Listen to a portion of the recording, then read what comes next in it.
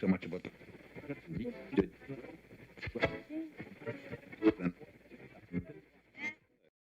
Calling all stations. Clear the air lanes. Clear all air lanes for the big broadcast.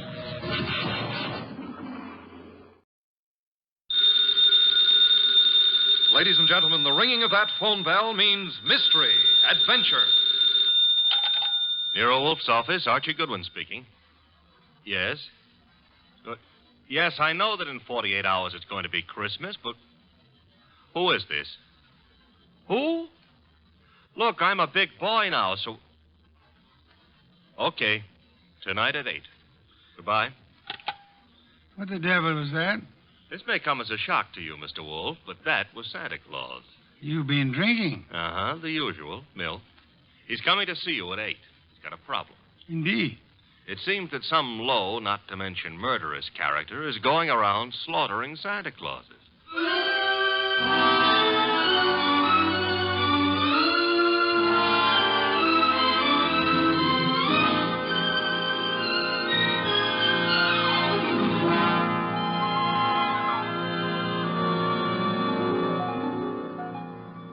Ladies and gentlemen, it's the bulkiest, balkiest, smartest, and most unpredictable detective in the world.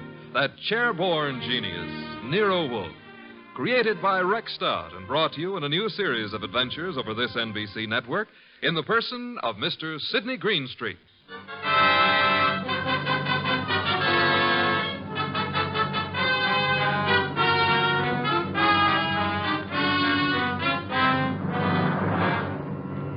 Began earlier than 8, however, the case of the slaughtered Santas.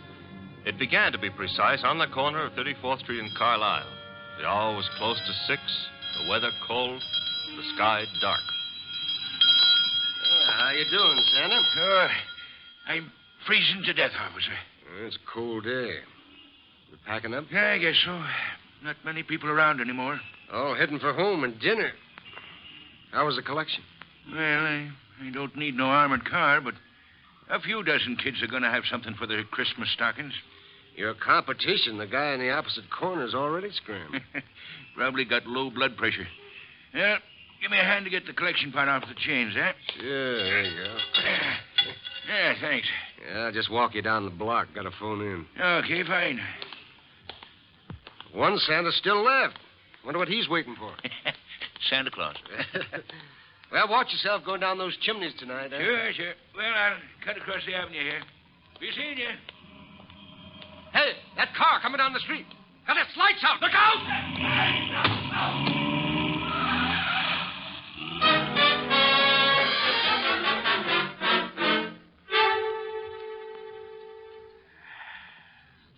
Hey, Peg. Huh?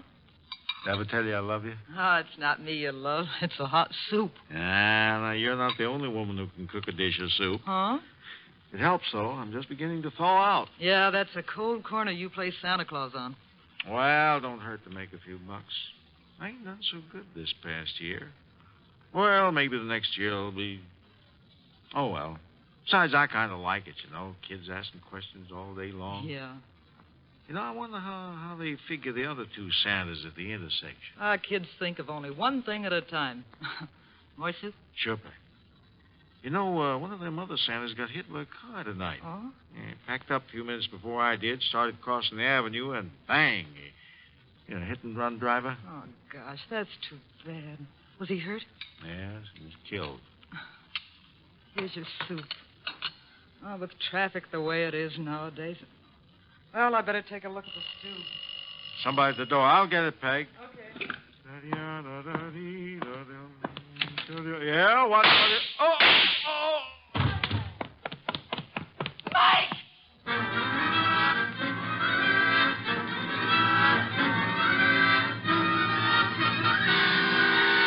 Wolfe? Yes, Archie? I've been thinking. Good heavens. Oh, I admit it won't bring about a national emergency. But, Mr. Wolfe, Christmas is only a couple of days away. If you're hinting about your present... No. I was just imagining you behind a team of reindeer. Your imagination is morbid. You'd make a wonderful Santa Claus. Ooh. You got the perfect build for it. Of course, as for character... Archie. Yeah? Can you picture me scrambling down a chimney?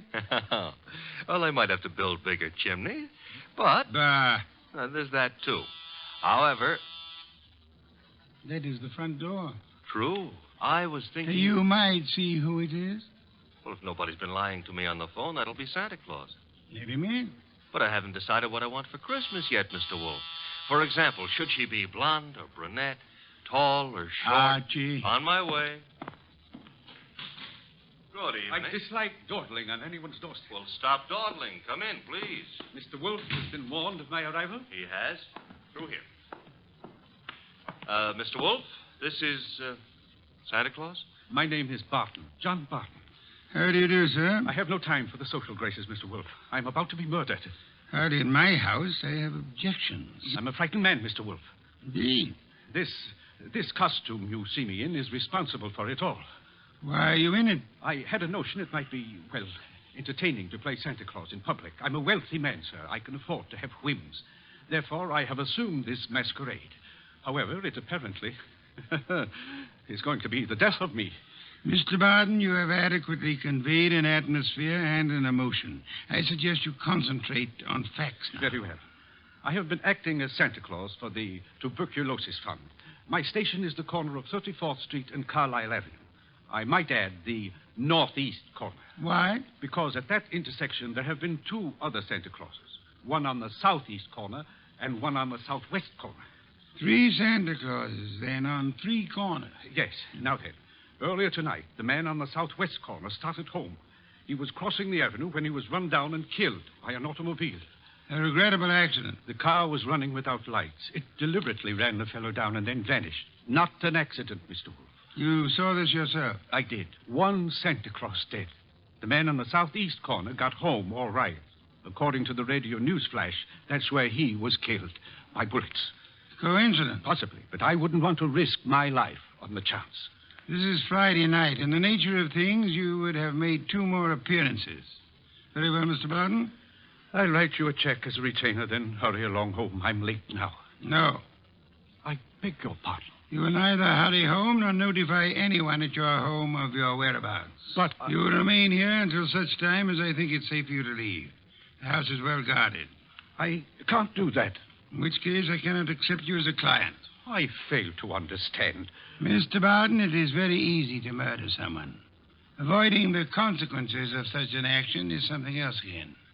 However, I'm assuming that you're not primarily interested in what happens to your murderer after you're dead. Of course not. Therefore, you will remain here. Archie? Yep. First, the corner of 34th and Carlisle. A complete report. But that's nonsense. The corner will be deserted now. Mr. Barton, you're hiring my intelligence. You therefore permit me to use it as I see fit. A complete report, Archie. Right, sir. You will then visit Inspector Kramer at headquarters. You will, in whatever manner you find effective, collect all the police information about the 2 already murdered Santas. Fine. The manner, I think, will be applying a blowtorch to the inspector's toes. Your levity is ill-timed. The inspector is likely to throw me out of my ear. Your problem. My ear? And on your way home, you might stop in at Mr. Barton's place. I don't see any purpose in that. Mr. Barton, there is a basic problem to which we must find an answer. Whether those 2 men were murdered because they were Santa Clauses or because their deaths were merely preliminaries to yours. Archie, I suggest haste. Yes, sir. And avoid blondes. Hmm? I would like you to be home in time for Christmas.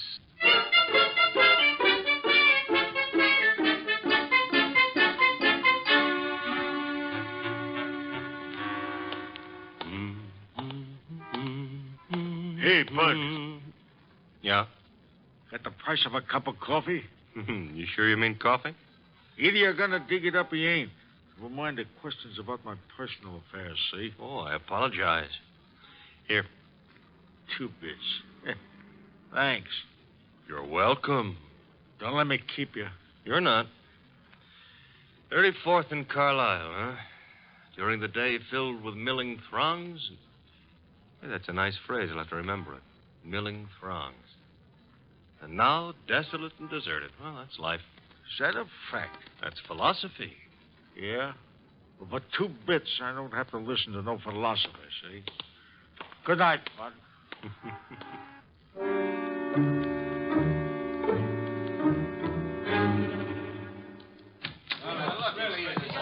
Uh-oh.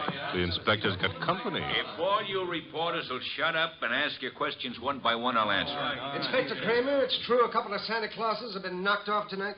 It's true that 2 men who have been employed as Santa Claus by charitable organizations have been murdered, yes. Any connection between those 2 guys, or does somebody just hate Santa Claus?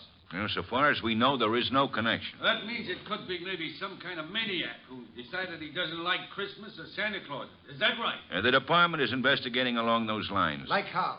Well, we're checking all the local asylums for possible escaped lunatics. Yeah, but, Inspector, suppose this nut has never been in an asylum. That'll be all, boys. Oh, but listen, I said that'll be all now. Anything new comes in, you'll get it, understand? Good one. Hello, Inspector. Yeah, I spotted you coming in. What happened? You decided to reform and got a job on a paper? Nope. I'm a public-spirited citizen, that's all. Yeah, I could add a few things to that description with practically no strain at all. Mr. Wolfe and I are very sentimental about Christmas. We object to Santa Claus being killed. Nuts. Oh, Inspector, aren't you in favor of Christmas? I'm in favor of Christmas. I'm in favor of motherhood. Leave motherhood out of this. Neither of us are mothers. Our chances of becoming mothers aren't too good either. And furthermore, Okay, you're not giving, so get out of here. Thank you, Inspector. But Goodwin, Yeah? in case Wolfe decides to send me something for Christmas, you know what I wish he'd send me? What? Your head.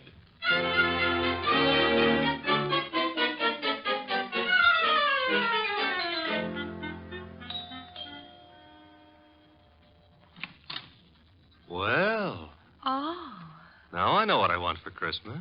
What did you say? I said my name is Goodwin, and it's cold on your doorstep. Oh, I'm sorry. Come in. Mm-hmm. You didn't mention your name. I'm Laura Barton. Mrs. Laura Barton? No, Fine. That is, what relation are you to John Barton? his niece. Why do you ask? Oh, you've got a beautiful voice. All this marble and no butler? I don't know where Pleasant is. He should be here. Have him shot at sunrise. Oh, Laura.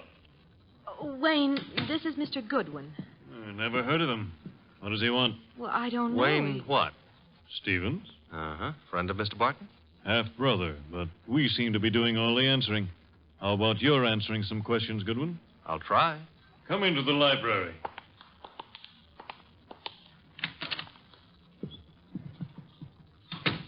What do you want? For Christmas? Erase that.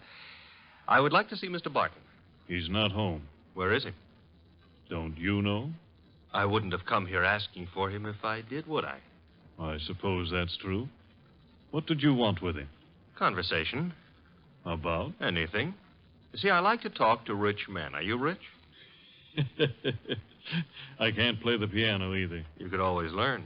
But being rich is harder, I found it. Mr. Goodwin, you must have some reason for coming here, some reason concerning Uncle. Laura, you're being imaginative. Well, Uncle is late. He's probably still on that street corner playing Santa Claus. He enjoys it. Why bother about I don't know, except... He's never been as late as this? Well, no. Not since he started that masquerade of his. Would you happen to know where the butler is? Out getting drunk, I suspect. He was in the kitchen a little while ago. Disappeared. Pleasant likes to look on the wine when it's red. Or even when it's rye. No, I take that back. Oh, you do? He prefers Irish whiskey. We don't stock it. Therefore... Oh, too bad. I better run along. Good night, Mr. Stevens. Miss Barton. Good night. I'll see you out.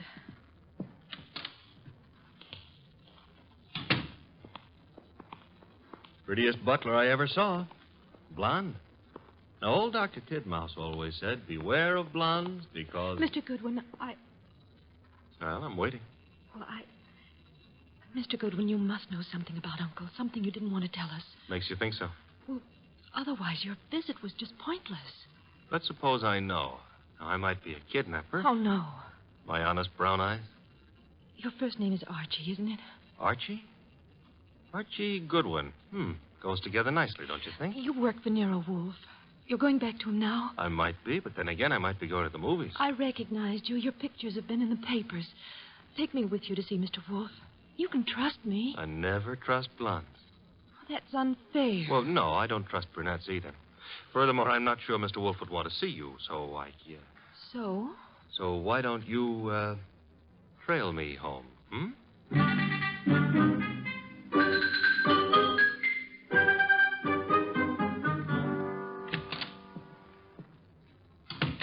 That you, Archie? Archie? Where's Santa Claus? Guest room. He was tired. What, I've been trailed home.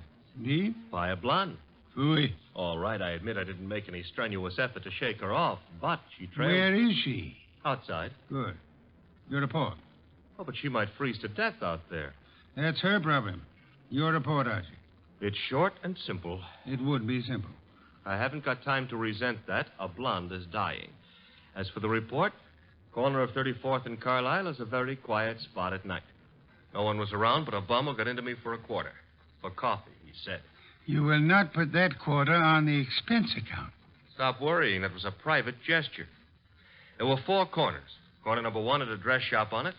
Corner number 2, a drugstore with a beautiful redhead in the window making with a hair rinse. The ad said her name was Noreen, but it didn't give her phone number. Archie.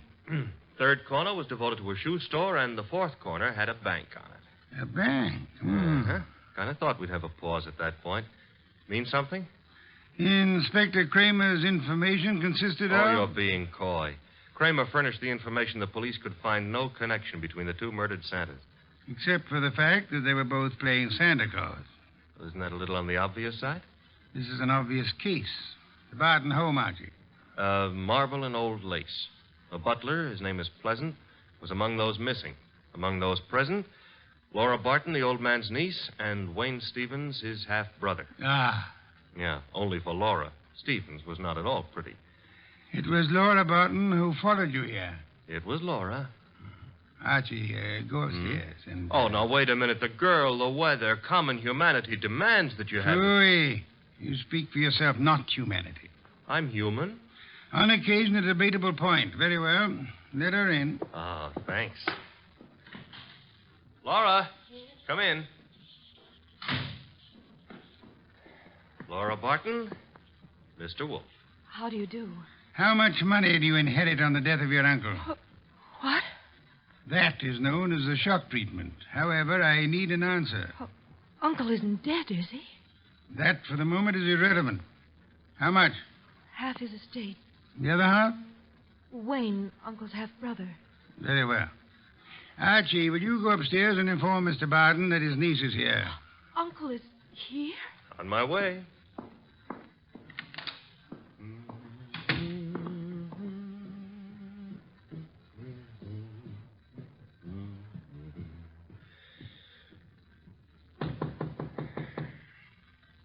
Yes? Archie, Mr. Barton. Come in. Mr. Wolfe would like you to come downstairs. I suppose he has a reason. Mm-hmm. A blonde reason, your niece. My niece? That's right. Hey, where'd you get that? A man of my wealth finds it safer to carry a revolver. But it's not safe to point it at people, especially for the people. Turn around, Goodwin. But, Mr. Barton, we're protecting you. By letting that girl into the house, if I had the time, I'd be amused. As it is...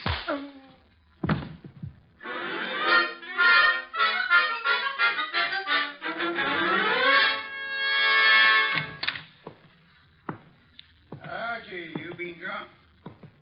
Good heaven. Uh-huh. Santa Claus came early. Your head. Which one are you referring to, my own or the one Santa gave me? You had better sit. No, I had enough trouble getting up a little while ago. I'm staying out of any positions in which I might have to do that again. Mr. Barton is among the missing. Indeed. Mm-hmm. Hit me on the head and used the back exit. I checked with Fritz in the kitchen on the way here. He offered a reason for his peculiar behavior? Laura Barton.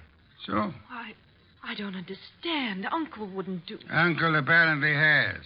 He also, would appear, fancies himself in costume. Well, he used to be very much interested in the stage. He acted for a while a long time ago till the family objected.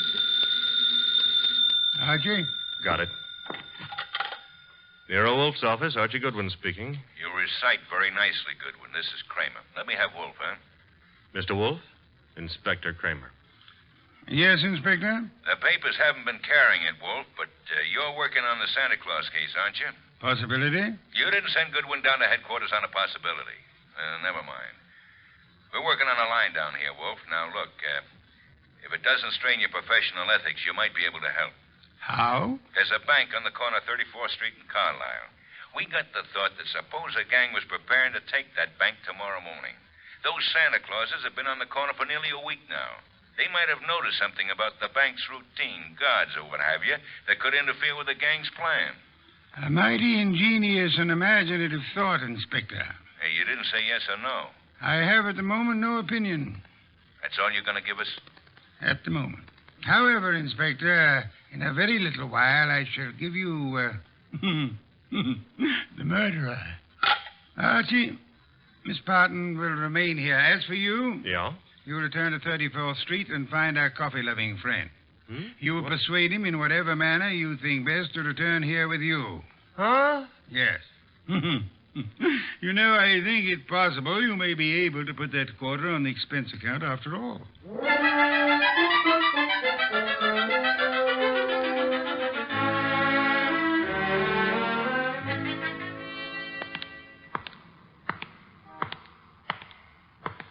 You. What? Oh.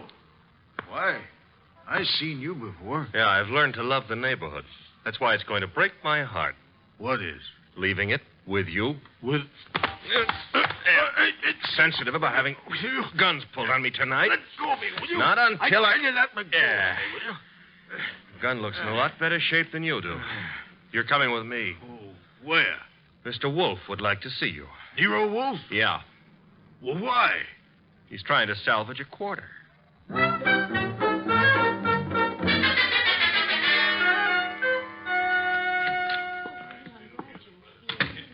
Archie. Uh-huh. Complete with, he wouldn't give his name. He did have a gun to it, though. This one. Yes. Archie, you know Miss Barton, of course? Hi. And Mr. Stevens? He joined us a moment ago. Miss Barton thought she'd be happy if he were here. Hello, Stevens. That's not the only reason I came. My brother is still missing. I'm concerned. Yes. You, sir, will you sit down? Watching people stand makes me uncomfortable. I don't have to. You do. Archie is stronger than you are. All right. That's better. If you don't mind, Mr. Wolfe, I've never been here before, never met you. But you look as though you could handle things. I think my brother's been kidnapped. Possibility we shall have to consider. Miss Barton, perhaps you have a theory, too? Well, I don't know. Uncle's been behaving strangely for weeks now. What way? Well, I'm not sure. Wayne... Well, of course, John's always been a little peculiar, but I'm afraid I saw nothing especially strange. Outside of this Santa Claus stunt, of course. I see. Miss Barton, your uncle played Santa Claus all week on one of the corners of 34th Street in Carlisle. I know. On two other corners, two other men indulged in the same activity. Those two other men are now dead. Oh, Well, no. wait. Mr. Wolfe, you mean they were killed by mistake for Barton? It is true that one man, made up of Santa Claus, looks very much like any other man similarly costumed. But the answer is no. One of the two men was shot in his home after he had removed his costume. Well, then, what connection? Miss Barton, in the event that you wanted to hide a tree, where would you hide it? Hide a tree?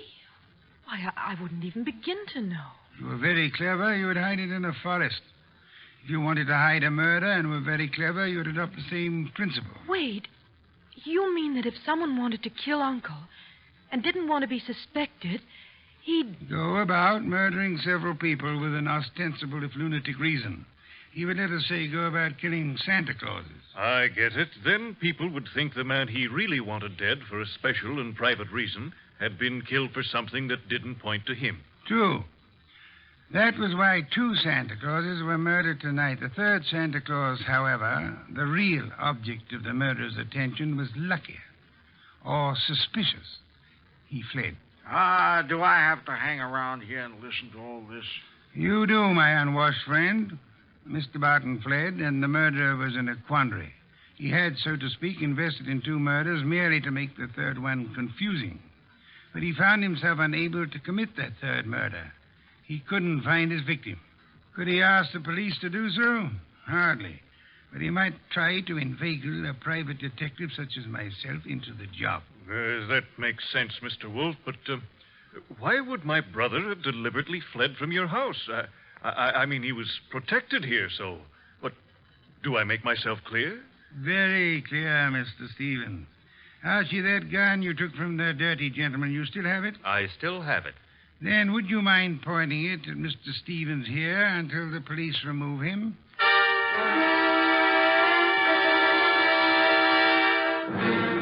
All right, come along, Stevens. Well, that's the end of Mr. Stevens. Inspector Kramer will take good care of him from now on.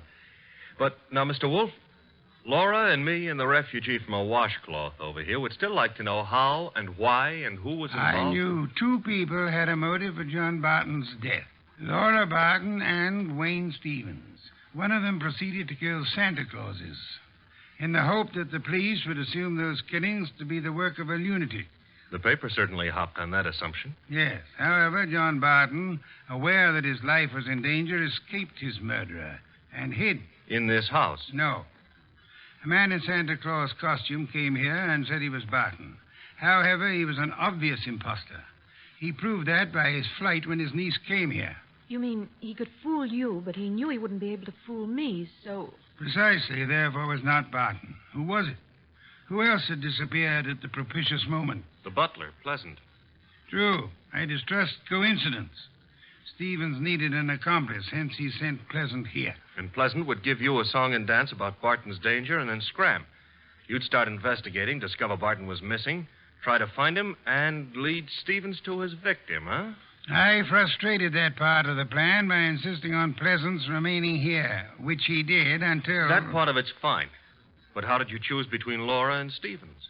It was Stevens who knew, without being told, that Barton had been in his house and had fled from it. Yeah. You yourself mentioned that Stevens had only been here a moment, so you hadn't told him. Obviously, the butler phoned him as soon as he had hit you over the head and escaped.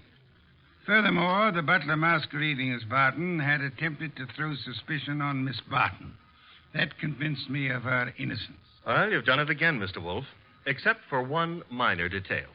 You're not very successful at irony, Archie. What minor detail? Where is Barton? In this house. Huh? When did that happen? You arrived home with the gentleman sitting near you. The bum? Wait a minute. This I ought to be able to figure out myself. Laura said Barton used to be an actor. That's item one, huh? Yes, Archie. Also, why is a supposed tramp hanging around a deserted intersection for handouts? The answer is he wasn't. He was keeping an eye out for trouble he knew was after him. Oh, so it turns out I gave a quarter to a millionaire. Uncle, your uncle. Well, that is... I know, my dear. Yes, I'm Uncle. I did rather a decent job, didn't I? No one recognized me. Except, of course, you, Mr. Wolfe. Not recognition, Mr. Barton. Logic. Archie, open some beer for us. Yes, sir. Logic, eh? Well, whatever it was, Mr. Wolfe, I owe you a good deal. How can I ever repay you? Oddly enough, the answer is simplicity itself. Make out a check.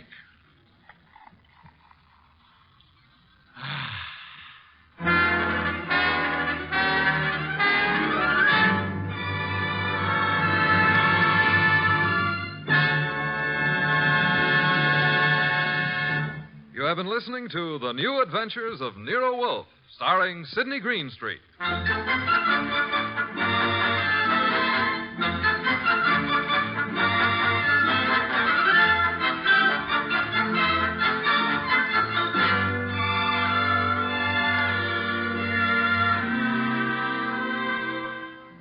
Tonight's transcribed story was based on the characters created by Rex Stout.